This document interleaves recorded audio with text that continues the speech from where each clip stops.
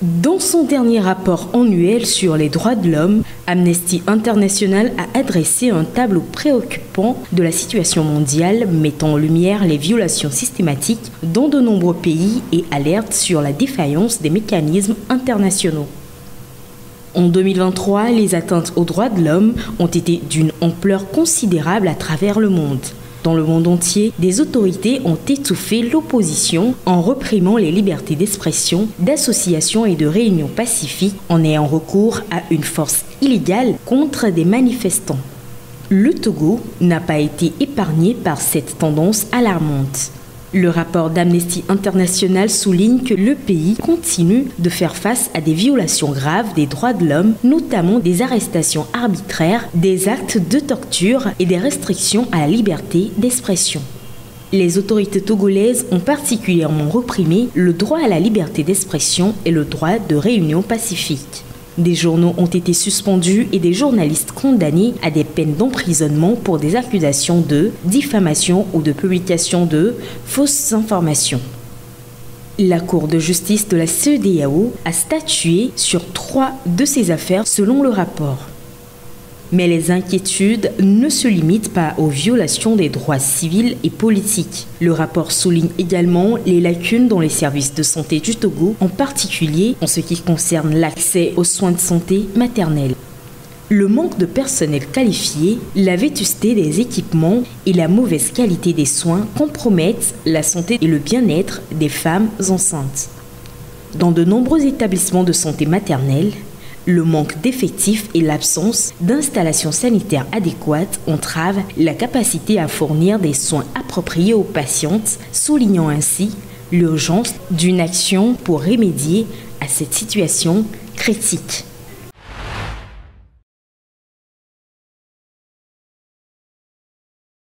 Au rang des principaux défis qui minent le renforcement de la cybersécurité au Togo, l'on note le manque d'intérêt et de sensibilité de plusieurs acteurs.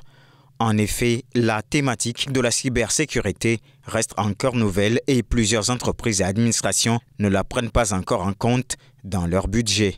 Autre enjeu, l'écosystème, surtout la partie de la répression, n'est pas encore suffisamment structuré pour pouvoir appréhender les cybercriminels. Ceux-ci sont très furtifs et se cachent. Pour relever ces défis, l'on devra poursuivre des actions entreprises, mais aussi prendre de nouvelles dispositions. Tout d'abord, la communication et la sensibilisation restent importantes pour une prise en compte de plus en plus large et pour amener les entreprises et administrations à rehausser leur niveau de maturité en matière de cybercriminalité. Il faut aussi collaborer davantage afin d'aider la police et la gendarmerie, de même que les acteurs de la justice, à mettre la main sur les cybercriminels.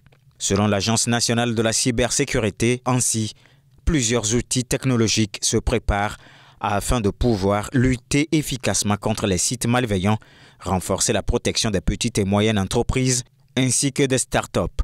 Une stratégie de la cybersécurité 2023-2027 devra être adoptée dans les prochains jours. Précisons que dorénavant, les prestataires de services de cybersécurité pourront déclarer leur activité via une plateforme destinée à cet effet afin d'obtenir une reconnaissance administrative des autorités compétentes. Ils pourront fournir des informations essentielles sur leur existence légale, leur organisation interne et les prestations délivrées.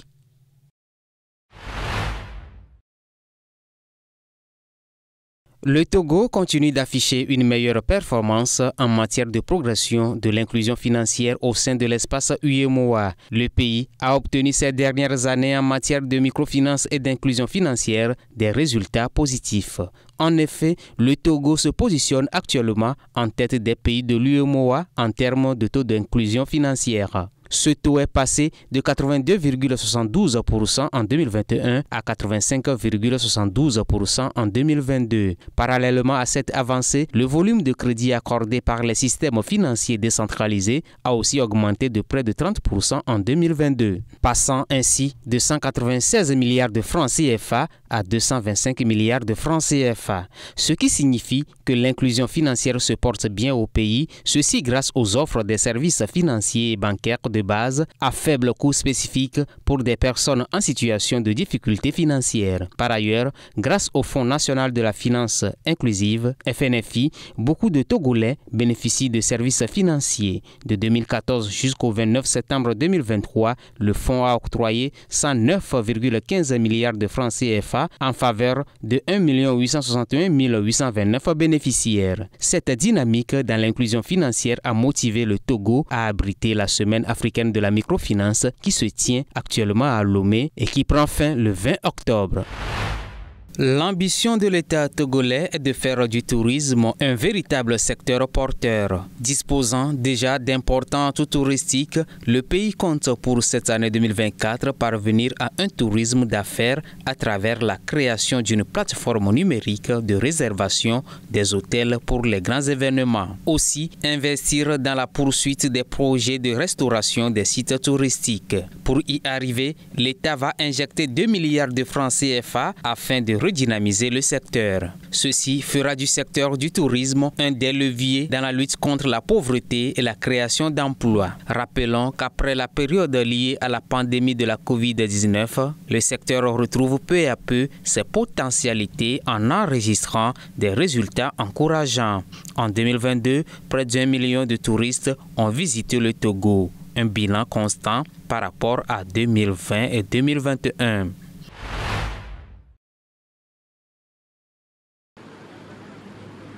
Depuis la mi-mars, les inondations et les fortes pluies au Kenya ont causé la mort d'au moins 70 personnes selon le gouvernement, un chiffre 2 fois plus élevé que les rapports initiaux.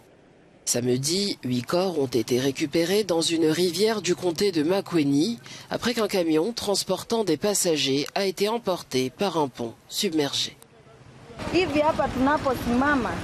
Nous sommes ici et nous attendons que l'eau se retire pour que les jeunes ici présents puissent vérifier si des corps sont restés coincés dans le sable ou sous l'eau. Près de 20 personnes ont été emportées par les crues de la rivière. 11 personnes ont été sauvées et ce matin, nous avons pu sortir le camion. Des témoins ont indiqué que le camion transportait plus de 30 personnes lorsqu'il a tenté de traverser le pont inondé. Actuellement, au Kenya, c'est plus de 130 000 personnes qui sont affectées par les inondations. Notons qu'à Nairobi, 64 écoles publiques ont dû fermer.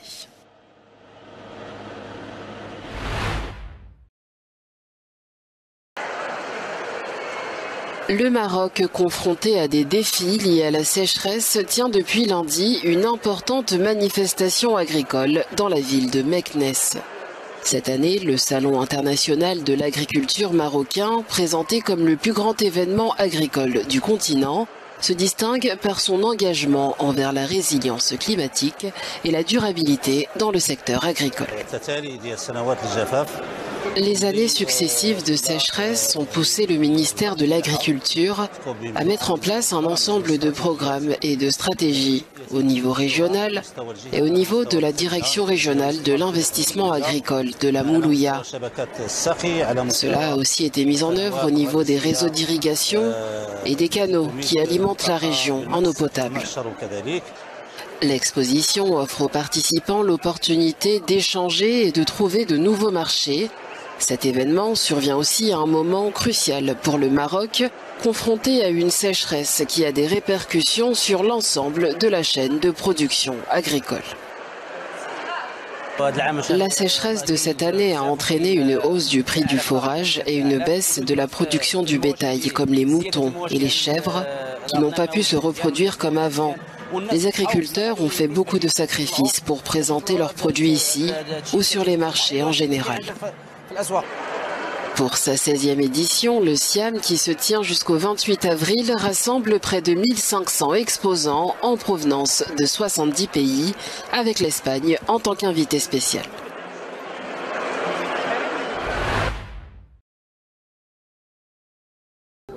L'Afrique du Sud célèbre cette année ses 30 années de liberté dans un contexte d'inégalité et d'élections tendues. Il y a 30 ans, des millions de Sud-Africains se rendaient aux urnes pour voter lors des premières élections démocratiques du pays, après des années de domination de la minorité blanche qui a privé la communauté noire du pays de ce droit fondamental. Je n'ai pas dormi de la nuit. J'étais excitée parce que nous allions voter. Je savais que Mandela allait prendre le pouvoir après les votes et que nous allions obtenir notre liberté. Pour beaucoup de ceux qui ont connu l'apartheid, les souffrances de ces années laissent des séquelles dans la mémoire collective. Lily Makanya se rappelle parfaitement de cette époque douloureuse. Je ne peux pas oublier à quel point nous avons souffert aux mains des Blancs. Dans la ville, la nuit, il y avait des motards blancs qui agressaient brutalement une personne noire s'ils la voyaient marcher sur un trottoir. Ces garçons blancs étaient cruels. C'est dans l'école primaire Thabisang à Soweto que beaucoup de Sud-Africains noirs ont voté pour la première fois le 27 avril 1994. Cette date symbolique représente un tournant entre un passé brutal et un avenir prospère. Même dans l'école où j'ai voté, il y a eu beaucoup de changements. Je suis donc heureuse, même si mon cœur souffre de tout ce qui se passe ces derniers temps. Mais je suis tellement heureuse et enthousiaste. Cela me ramène en arrière. Rien qu'en pensant à 1994, les maisons des Noirs étaient pleines d'enthousiasme.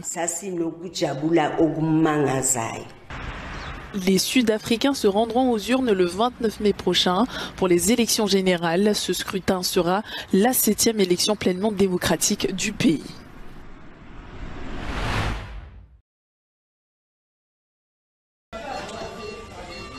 À Gaza, un bébé sauvé par césarienne du ventre de sa mère mourante après un bombardement à Rafah est finalement décédé.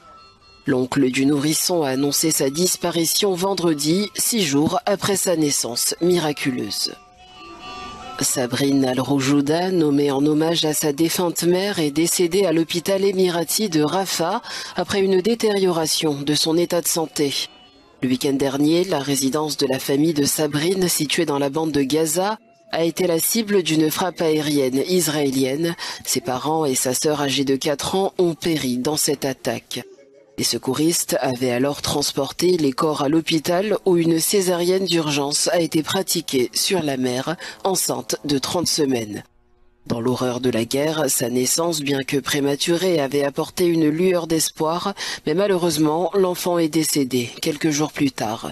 Cette tragédie s'inscrit dans un bilan humain déjà lourd. Plus de 34 000 Palestiniens ont perdu la vie dans le conflit entre Israël et le Hamas.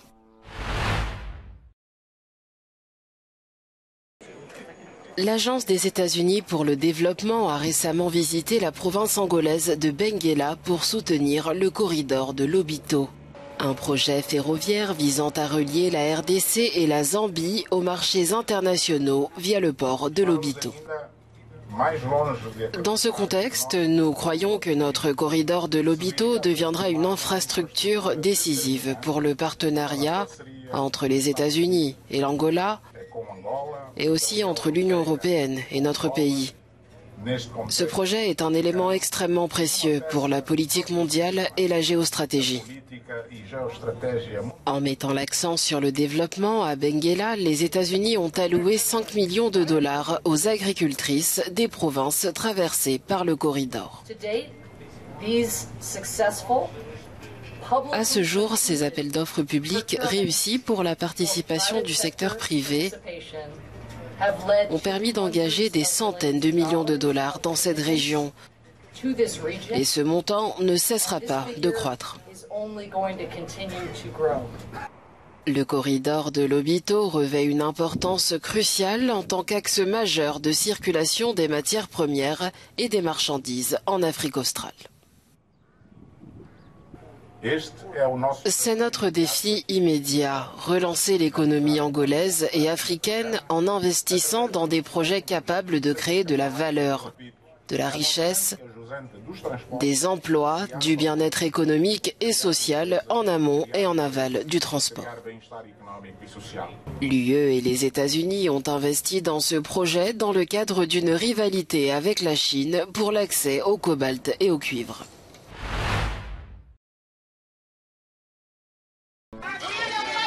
La demande d'appel du chanteur américain R. Kelly a été refusée vendredi par un tribunal américain. Cette décision fait suite à la peine de 20 ans de prison prononcée en 2022 contre l'artiste, reconnu coupable de 3 chefs d'accusation, dont abus sexuels sur mineurs.